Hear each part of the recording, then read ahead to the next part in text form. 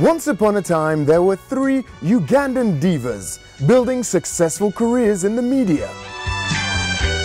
An influential blogger, an internationally renowned journalist, and an adored actress and radio host.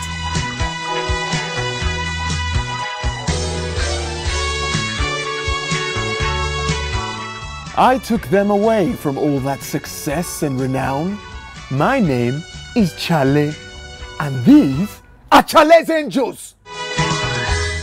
What is life like as a freelance journalist in Uganda? I think it's a tough choice to make but it comes with freedom. I must say it's not all bad because I like to be free, to be able to choose a subject and who to write for. And for me, that is very important, despite the hardship. And what about the content that you write? Are you free to say and write whatever you want and it'll get published in Uganda?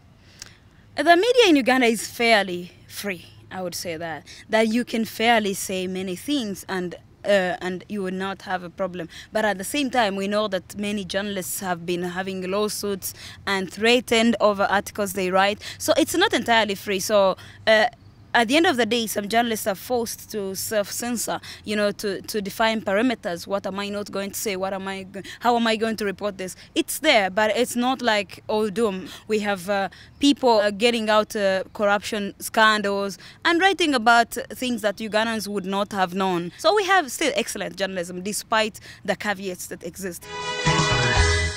You are about as creatively multi-talented as they come. Actress, singer, poet, writer. Isn't that a bit greedy? How about leaving some stuff for other people? I don't know. If I can do it, then I go on and share it.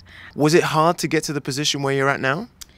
Yes, in the beginning it was really, really hard. My guardians were not okay with me being on the entertainment scene. They thought I wasn't going to finish school. They thought I was going to drop out or get pregnant. So I had to prove to them that I'm focused on what I want to do. I want to entertain, but again, I want to finish school. I kept the good grades and I finished university, and then after that I said, okay, now so I can do what I want.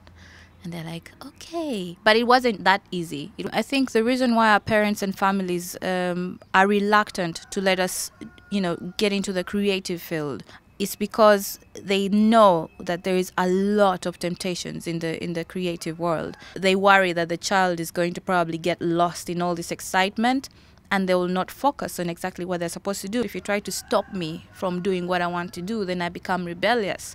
And that's how the problems we don't want a rebellious Cleo. Yeah, you don't want to see a rebellious Cleo. So it's best if you have if you show support, and I think it makes things easier. Are there any tips that you can give aspiring young actors and actresses now in Uganda? Research. Go for auditions and do not be scared. If they reject you, I mean, that happens. Yeah, and maybe people should also really focus on watching video blogs, and maybe like a video blog like What's Up Africa. They should just purely focus. Maybe they can learn everything they need just from that. Oh, Phiona Okumu, you are a writer, blogger, and digital hustler. Why did you get into writing as a career? Why did I get into writing? I got into writing as a career because I liked reading, but it was more about writing about music culture. You know, I was really into pop music, more specifically hip-hop music. And eventually, when I moved to London, afri-pop was born to become a place where Africans in New York and London and all these other places can have a space. At the time, there weren't a lot of blogs. Have you seen that changing, like the status of blogs focused on African pop culture? Mm-hmm. Definitely. The biggest change has been, you know, with the explosion of the fashion industry. Fashion is certainly getting the respect that it deserves, fashion from Africa.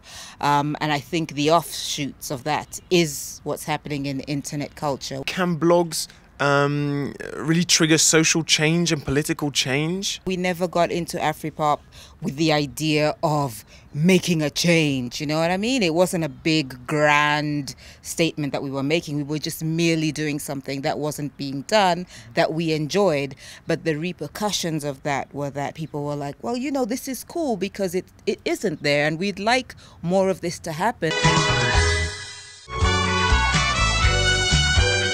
All right, we've seen the serious side of Chale'S Angels. Now it's time to party with Uganda's media divas, baby! But no cameras allowed, son! What's up, Africa?